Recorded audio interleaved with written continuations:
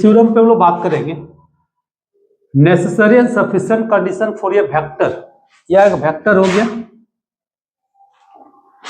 तो कहता है कि टू हैव कांस्टेंट डायरेक्शन, इसका जो डायरेक्शन होगा वह क्या होगा, कांस्टेंट। अभी जो थ्योरम देखे वह मैग्नीट्यूड क्या होगा, कांस्टेंट। इसमें डायरेक्शन कांस्टेंट बोल रहा है। अगर डायरेक्शन कांस्टेंट है तो u cross du by D T equal to 0। तो सबसे पहले हम लोग मान लेते हैं, प्रूफ करते हैं, तो लेट ut बी ए वेक्टर फंक्शन। चलिए, या एक क्या हो गया, एक तुम्हारा वेक्टर फंक्शन हो गया, एंड लेट g एक वेक्टर को मान लेते हैं, या यूनिट वेक्टर होगा। ये क्या हो जाएगा, तुम्हारा यूनिट वेक्टर हो जाएगा बी द यूनिट वेक्टर। किसके डायरेक्शन में, तो in the direction vector u।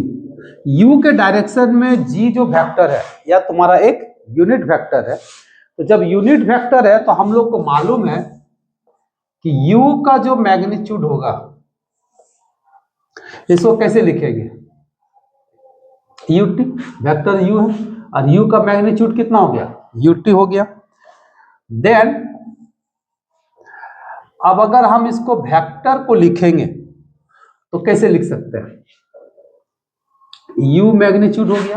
ध्यान देना है कि पहले लिखा हुआ है कि u एक वेक्टर है, gt यूनिट वेक्टर है, किसके डायरेक्शन में, तो ut के डायरेक्शन में, और ut का मैग्नीट्यूड क्या है, u। तो अब अगर इसको वेक्टर के रूप में लिखेंगे तो इसका मैग्नीट्यूड में यूनिट डायरेक्शन को बैठा देंगे। तो u का यूनिट वेक्टर कौन है, gt। तो यहाँ पे क्या लिखा जाएगा, वेक्टर gt। जैसे 2 एक क्या मैग्नीट्यूड है, अगर इसके साथ i लिख दिया तो इसका मतलब किसके अलॉन्ग हो गया, x एक्सिस के डायरेक्शन में हो गया। अगर j लिख दिए तो किसके डायरेक्शन में हो गया, y एक्सिस के डायरेक्शन में हो गया। तो अगर ए भी gt हो गया, यूनिट वेक्टर है, इसका मतलब किसके डायरेक्शन में हो गया, तो gt के डायरेक्शन में हो गया। चलिए आगे हम लोग देखते हैं। फिर इसी को लिखना है तो कैसे लिखोगे, t को हटा देंगे तो वेक्टर u बराबर u इंटू जी हो जाएगा। अब इसको डिफरेंशिएट करो किसके रिस्पेक्ट में, t के रिस्पेक्ट में, तो आपका हो जाएगा du बाय dt, और यहाँ पे u इंटू v का कॉन्सेप्ट लगेगा, तो u इंटू v का कॉन्सेप्ट लगेगा तो du बाय dt और डॉट g, और यहाँ पे वेक्टर होगा, फिर plus u dot dg by dt। ये तुम्हारा हो गया डिफरेंशिएशन का रिजल्ट। ना अब हम लोग को बात करना है u क्रॉस किसका, du बाय dt।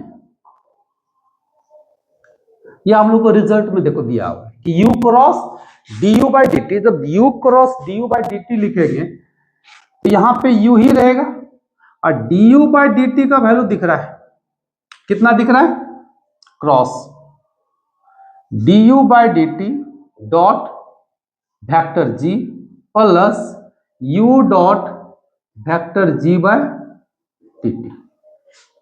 अब u क्रॉस आ गया। अब इस u क्रॉस को क्या करेंगे, अंदर ले जाएंगे। तो जब u क्रॉस को हम लोग अंदर ले जाएंगे, अब u का कितना वैल्यू है, ये देखिए बगल में लिखते हैं, u के जगह पे हो गया u डॉट वेक्टर g। तो यहाँ पे cross du by dt dot vector g plus u dg by dt, क्योंकि आप बगल में लिख देते हैं वेक्टर u का वैल्यू बैठा दिए u। अब इसको अंदर ले जाओ। जब हम अंदर ले जाएंगे तो यहाँ पे क्रॉस प्रोडक्ट है, तो क्रॉस प्रोडक्ट है du बाई डी टी, क्या है, स्केलर है, और u भी क्या है, स्केलर है।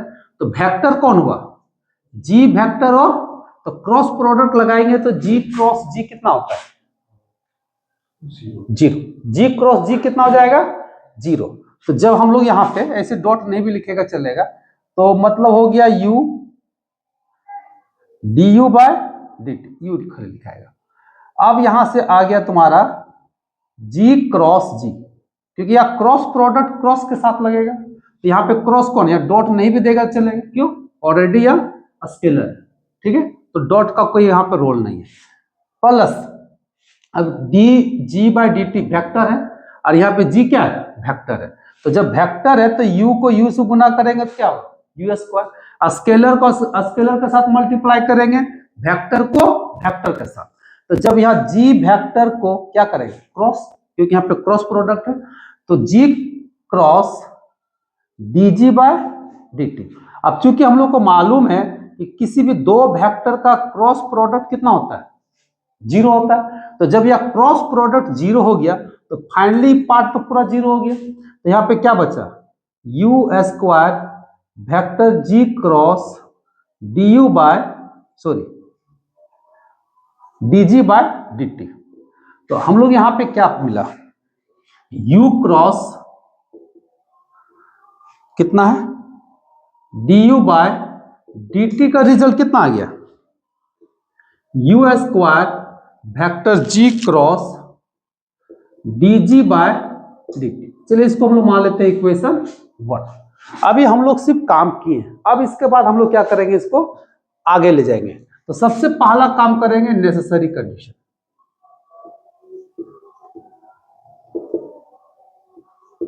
नेसेसरी कंडीशन में हम लोग को क्या दिखाना है, सबसे पहले कि क्रॉस प्रोडक्ट को जीरो दिखाना है, यानी कि हम लोग मान लेते हैं क्वेश्चन में क्या दिया है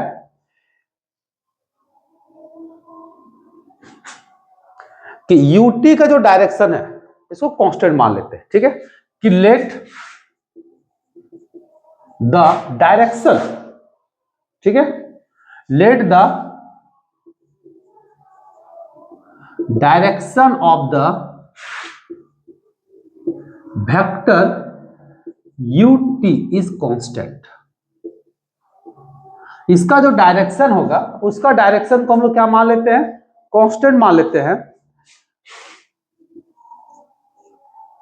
यानी कि ये देखिए ये क्या हो गया आपका, कांस्टेंट हो गया, ठीक है, क्योंकि इसका डायरेक्शन कौन है, जीटी है, और जीटी क्या हो गया, कांस्टेंट हो गया। तो हम लोग को प्रूफ करना है, जब ये कांस्टेंट हो गया इसका मतलब क्या हो गया, इसका जो डिफरेंशिएशन होगा वो आपका जीरो होगा। तो then we have to show that, तो हम लोग को क्या प्रूफ करना है, u cross D U by D T equal to zero. अब हम लोग आएंगे कहां से, फ्रॉम वन से। अब वन में क्या दिया है, सुनो, u cross D U by D T. अब यहां पे देखिए D G by D T equal to कितना है, जीरो।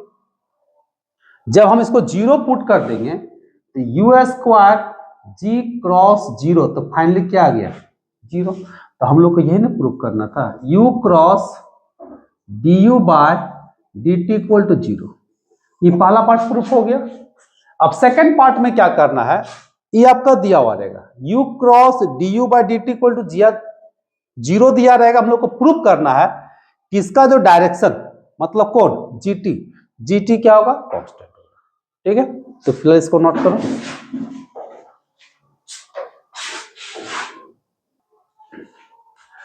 सफिशिएंट कंडीशन का हम लोग बात करेंगे, ये नेसेसरी कंडीशन हो गया,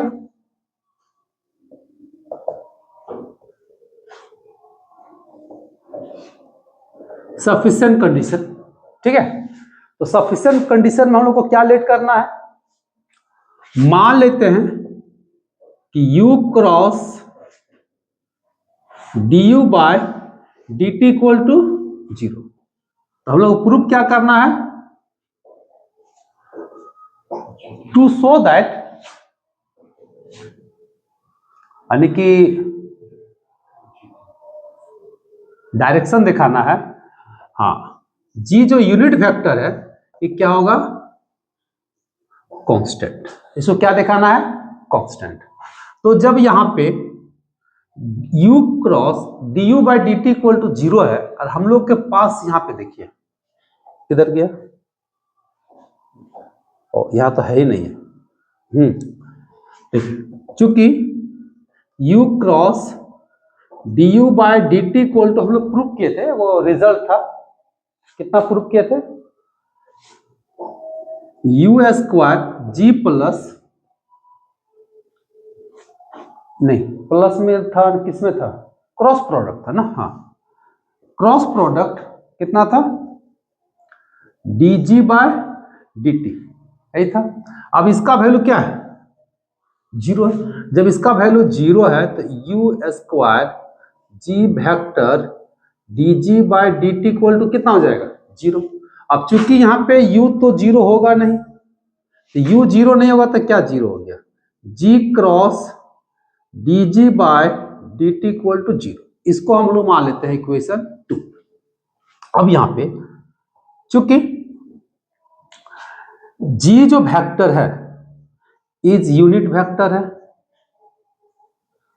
g क्या है, एक यूनिट वेक्टर है, तो जब यह यूनिट वेक्टर है इसका मैग्नीट्यूड क्या होगा,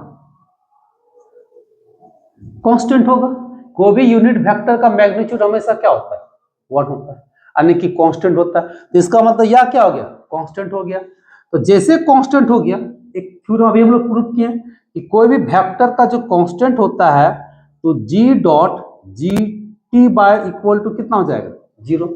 अभी प्रूव किए थे u dot D U by D T equal to 0, क्यों, क्योंकि मैग्नीट्यूड क्या है इसका, कांस्टेंट है। मतलब ये क्या हो गया, g dot G T by D T equal to 0। इसको हम लोग मान लेते हैं। अब यहां से क्या पता चल रहा है कि क्रॉस प्रोडक्ट में भी 0 है और डॉट प्रोडक्ट में भी 0 है। तो फाइनली अगर g 0 नहीं है, इसका मतलब क्या होगा, अगर g 0 नहीं है तो मतलब दोनों में रिजल्ट 0 आ रहा है, तो D G by D T equal to क्या हो गया, 0।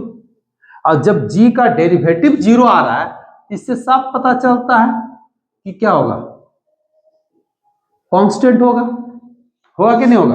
और g क्या है, डायरेक्शन है, किसका डायरेक्शन है, u का। g क्या है, यूनिट वेक्टर है, लेकिन डायरेक्शन है किसका, u का। इससे पता चल गया कि u possesses a constant direction. u किसको रखता है, कांस्टेंट डायरेक्शन को रखता है, यही ना प्रूव करना था, कांस्टेंट डायरेक्शन। और वह कांस्टेंट डायरेक्शन क्या हो गया, चलिए जीटी, ये प्रूव करना था। Hence the complete theorem.